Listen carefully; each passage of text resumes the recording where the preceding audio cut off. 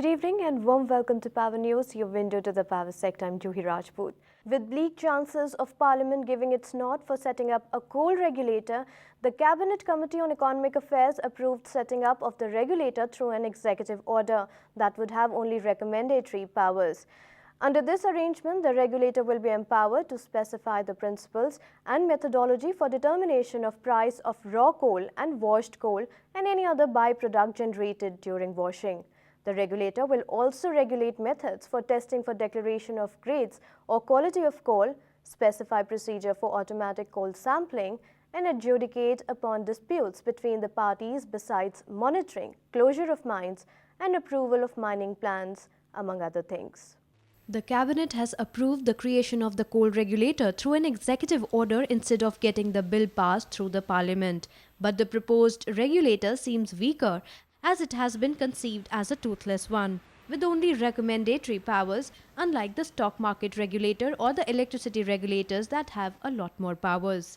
SEBI can levy fines on market players, even ban them. State electricity regulatory commissions decide on tariff hikes or cuts in the electricity sector. But were even these powers to be given to the regulator, it would still be ineffective.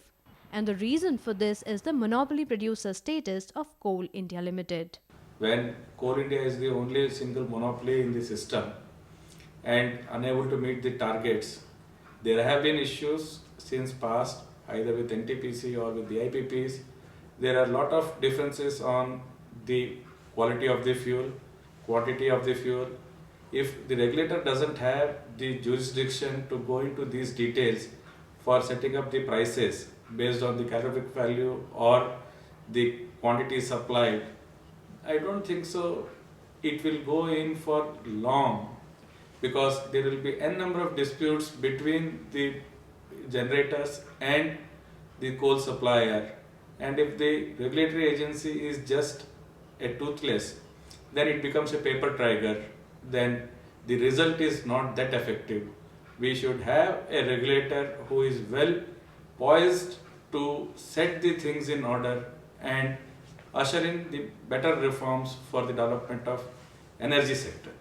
Despite the country sitting on reserves of about 286 million tons, domestic production has failed to keep pace with the demand from utilities, leading to chronic power shortages that have had a crippling effect on economic growth. Transportation logistics are one of the main constraints in enhancing the coal supply, like the North Kanpura coal fields in CCL, this Talcher coal fields in Vasundhara, MCL, then Garg, they have got a total production potential of around 300 million ton per annum. But there is no transport logistics. There are no railways lines to really evacuate the coal. And this is all bottling up the coal production as well. It's not only there may be certain issues with the companies themselves also. But if you can create effective transportation logistics, this coal production can be very well enhanced. If government is serious about the coal regulator, it needs to first break up Coal India's monopoly and bring in other players, preferably from the private sector. And if it is not able to do that, it needs to consider empowering the coal regulator. Coal India is meeting almost 90% of the coal requirement in the country, and they are the more or less solo player. So certainly more and more players are required to come into the field, whether the private players as well as more public sector companies. Yes, I think this is very, very essential. Like in the electricity sector, when the private players came, you can see the electricity generation capacity, which was just around 63,000 megawatt in the year 2003. Now it's almost 140,000 megawatt in just 10 years span. So you can just see how the electricity generation increased. Here we'll take a short break, but there's a lot more on the other side. Stay tuned.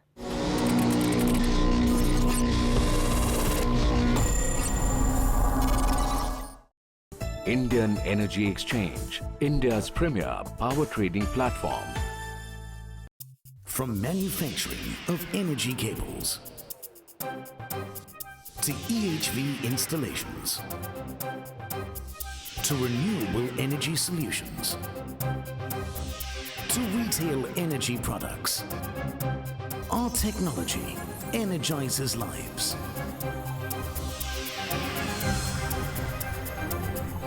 Ravi, energizing lives. Power Grid Corporation of India, the central transmission utility, world-class integrated global transmission company with dominant leadership in emerging power market, ensuring reliability, safety and economy. Power Grid, building a smarter grid.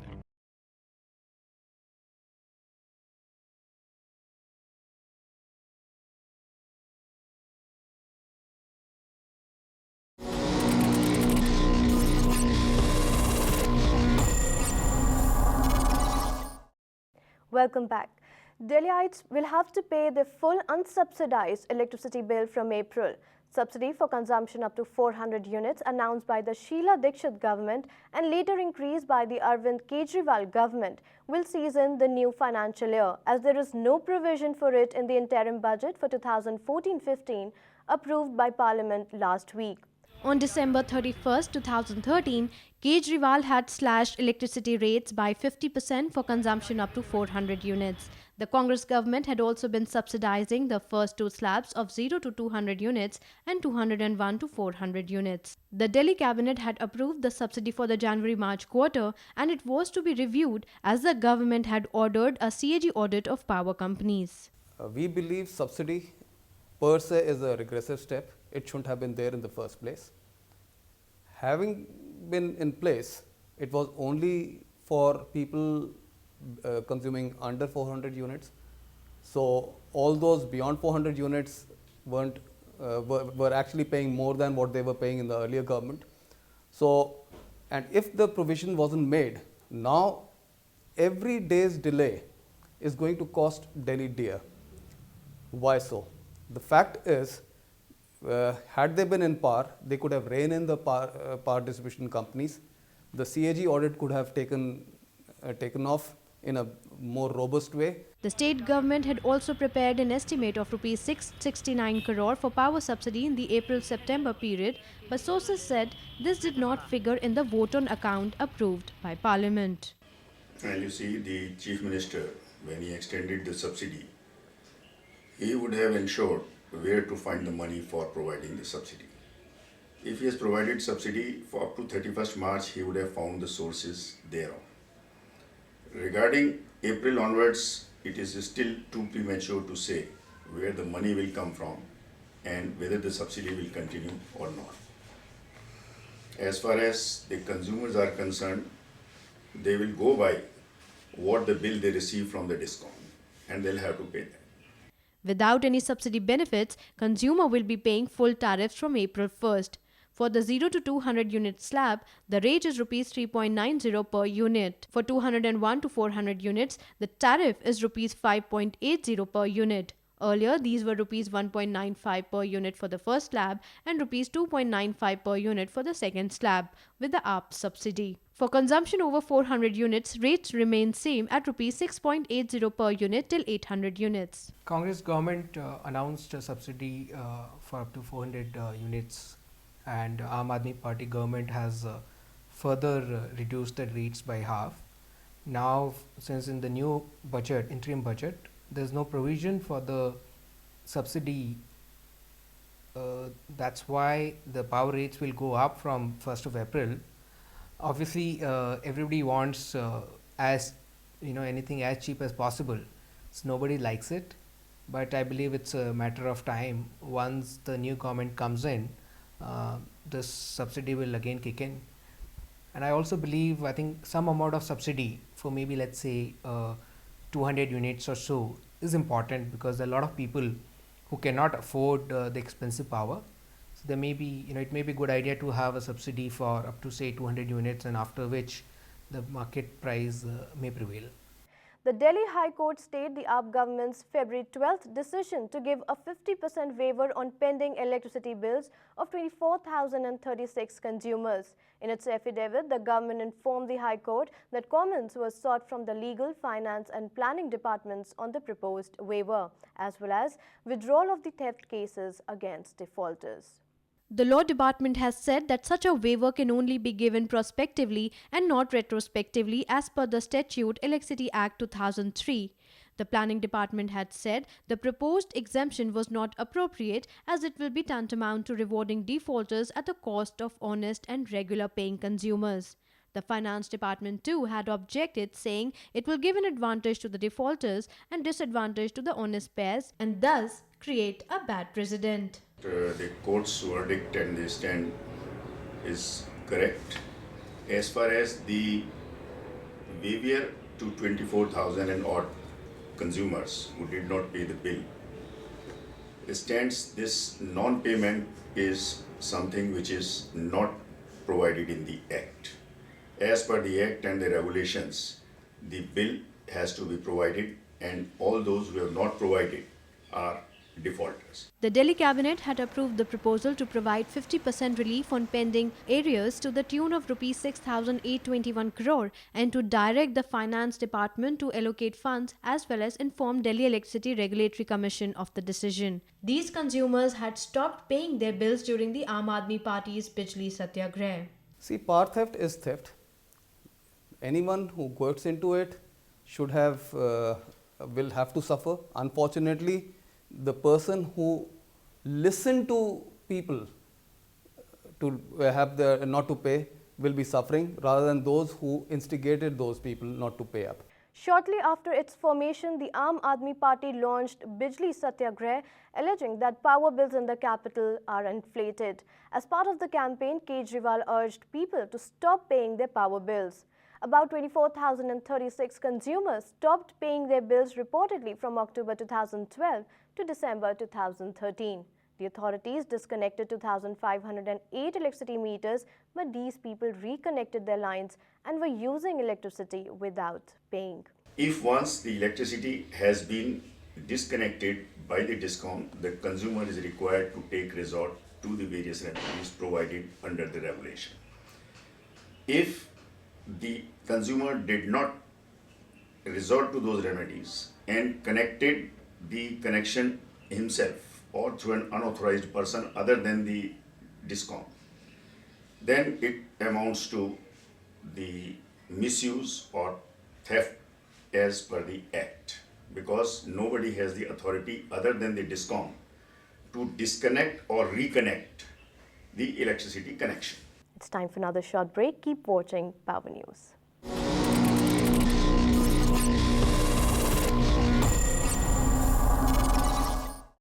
Indian Energy Exchange, India's premier power trading platform. Jal, jal, jal.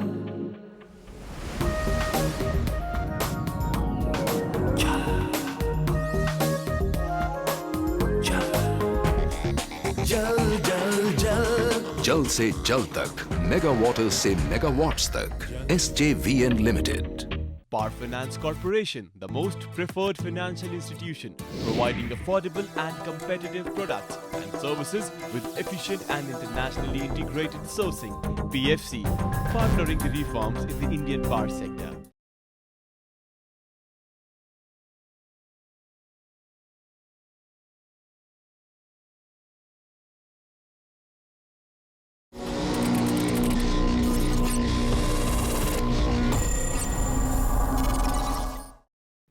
Welcome back. You're watching Power News. Decks have been cleared for unbundling of Jharkhand State Electricity Board after the Supreme Court of India disposed all petitions filed before it challenging the unbundling. Following the decision, State Energy Department is gearing up to carry out the unbundling within a couple of months. State government has planned to unbundle it into 4 separate companies, which includes a holding company in addition to supervise the functioning of 3 utilities.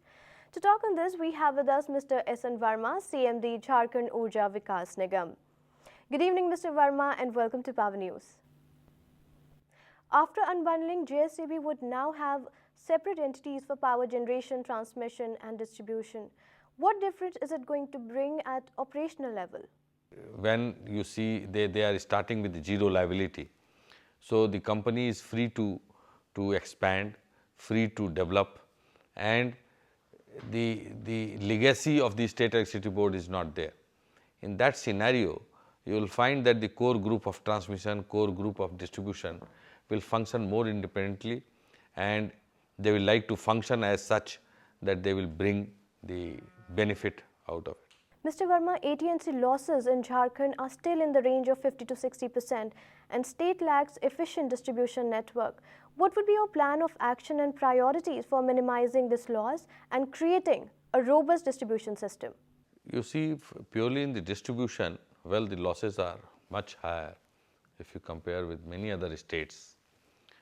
But it is now in control, and I believe last 1 year, there is a tremendous development in this part that AT&C loss has gone down because you see the realization is more, the recovery of money for the electricity bills we are getting in the higher side now.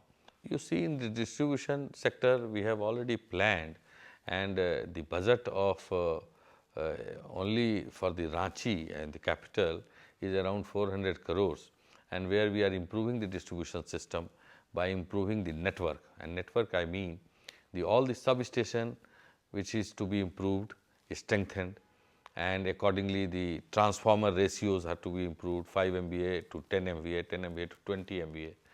And then, because you see, I always say that the power load is a dynamic load. Every day it increases, and you have to control it for future. You have to plan it for future. So you have to strengthen those systems like the conductors.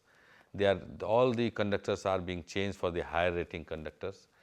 Cabling is to be done, and you must be knowing, because RAP DRP Part B of the central government scheme, where we are doing all these for the 30 towns in Jharkhand, where we will be improving around 1800 crores we are investing in that. Jharkhand also lacks in transmission capacity and hence sometimes surrender power of its quota due to transmission unavailability. What would be your strategy for creating sufficient transmission network for evacuating power from upcoming projects in Jharkhand and reaching to remote areas which still do not have access to electricity? You see, for all transmission sector in the Jharkhand, we are lacking behind, so that the far-flung area is still not connected with the Jharkhand. And for those purpose, we need bigger grids. We have already planned it, and I believe for last 1 year, we have already allotted this job to Power Grid for around 1800 crores. And they are creating 10 bigger grids in Jharkhand in the different areas, and at the same time the associated line for 400 kV and 220 kV. Those networks would be completed in Jharkhand around next 1 year. I believe by 2015 you will find that all the network are being connected, so all through the Jharkhand, and the transmission will not be any constraint. There are several villages in this state which are not electrified and has been left under RGGVY scheme. Now, JUVN is responsible to electrify these villages. By when would these villages be electrified according to you? We have 29,000 villages. I give you a data where you will find that how much we have penetrated within the village side. It is 29,000 villages. We have electrified 27,000 villages. So only 2,000 villages are left. Well, it's a big in number. Still, I say that we are advancing in that direction. The rural electrification work is going on. 1 or 2 farms where the many cases were there. You know that in Jharkhand it is Naxalite prone area, that is Palamu region, Garhwa region, where we are not able to be that successful to penetrate inside the village for such electrification. But we are doing the job. The mandate is there. The district administration is cooperating us, and the work has started again. And I believe coming 6 months, you will find that we will be completing the target, and whatever has been given for the 12th scheme also from the Government of India scheme, will be very, very soon we will be completing that also. And the electrification in the villages for having such load so that the villagers should get power, that to 24 hours, is in progress, and you will find the result. Mr. Verma, Jharkhand has also formulated distribution franchisee model for both urban and rural areas. How has been the results, and what are your plans for promoting private investment in power distribution sector? that we have opted for rural franchisee also, and we are highly successful. That report I have already submitted to the Government of India also in the Ministry of Power. We have divided 46 blocks for rural franchisee, the whole of the Jharkhand, and already 30 has already been allotted through tender. And if I tell you the result, earlier in the sector of around 20 to 25 villages or 30 villages in one cluster, where the realization of money was 3 lakhs, 4 lakhs, 5 lakhs or 7 lakhs a month, has gone 35 lakhs, 40 lakhs and even 63 lakhs at many places. Now you come to the urban franchisee, we have given Ranchi, Jamshedpur, 2 urban franchisee to CESC and Tata Power. They have yet to start that job. The survey has already been completed, and I believe within 2-3 months they will be on the job, and where we can improve further realization and further recovery of the revenue in this area, which will definitely bring our organization to the forefront. On capacity addition front, which are the upcoming projects in state power sector by state GENCOs? Last 13 years, that is the age of the Jharkhand now, we have not added a single megawatt. But now, past is past. We have already gone for 3 projects, all supercritical of 1320 megawatt, 616 to 2, one at Patratu, which is at RFQ stage now. I believe in March, that will be the first week of March, the RFP stage will start. And second power project at Bhavnathpur. Second power project at Bhavnathpur, you see 1320 megawatt, where we again going for the supercritical. And the third project, that is in TVNL area, that is Tenughat Vidut Nigam, where we have got the coal block. All the 3 power projects which has been invested, the coal block is there, the land is also there, and now the water has already been tied up. So we are advancing in that direction, and very soon you will find that those power projects are under construction stage. In the past, it has been observed that several projects got delayed due to some or other reason. What proactive measures are being taken by State Energy Department so that projects are completed as per the schedule? For the supercritical, I believe we have been taking care that the projects should start in such an area where the land disputes are not there. We have started in Patratu, where we have already having our own land, that is 1200 acre is available for the new project. When you go to the Bhavnathpur, we have taken land from sale, because they have 4500 acres there, and for quarry purpose they don't need that much of land, so they have surrendered those lands for the power projects. So there also the land dispute is not there. Now water availability has already been taken care of, coal block is available and attached with that. So I don't think any such hurdle is coming in future in the way. However, this is also a fact that many of the areas in Jharkhand is infested with insurgency, Naxalite prone, and that creates hindrance when you go for such a longer project, that too in the forest area. But we feel confident that having all units within us, we will be able to contain that also, and that too with the help of the district administration. As many projects are getting commissioned by state, central and independent power producers, when do you see Jharkhand becoming a power sufficient state? IPPs are also coming, where one of the company like Adhunik has already generating 540 megawatt now.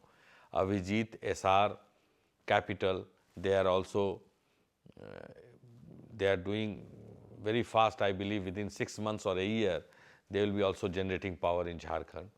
So it is very much in, we can very well conceive that Jharkhand would be surplus by 2015 in the power front, and we will be able to even trade in that area. Thanks, Mr. Verma, for joining us in Power News. With this, we come to an end of this episode of Power News. Keep sending us your suggestions and views at info@indianpowernews.com or call us on 011-405-60701. I'll be back next week with more news and updates. Till then, goodbye and take care.